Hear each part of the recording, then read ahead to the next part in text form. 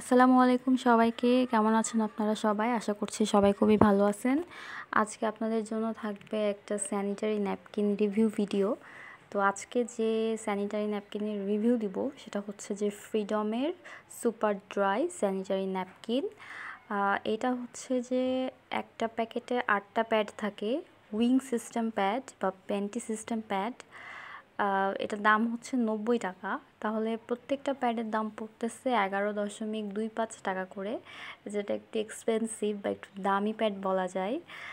তবে জিনিস যেটা ভালো, দাম তার একটু বেশি কথাটা বলা হয়ে থাকে। সো এই প্যাডের ক্ষেত্রেও জিনিসটা এরকমই, যে এই প্যাডটার দামটা একটু তুলনামূলক অন্যান্য প্যাডের থেকে বেশি পড়ে যাচ্ছে, কিন্তু এটা খুবই ভালো একটা প্যাড। আমি বলবো আমার ব্যবহার করা one of the best pads.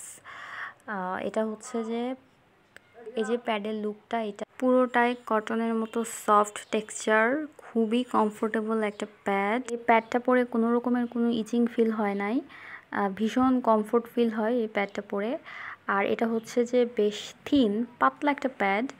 তো বলা যাচ্ছে যে মানে সব দিক থেকে ভালো একটা প্যাড। এখন আসি যে প্যাডের মূল বিষয়ে, যেটার শোষণ ক্ষমতাটা কীরকম।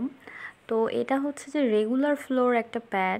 যাদের ফ্লো রেগুলার হয় বা পিরিয়ড মিডিয়াম ফ্লো হয়ে থাকে, তারা এই প্যাডটার থেকে ভালো ব্যাকআপ পাবেন।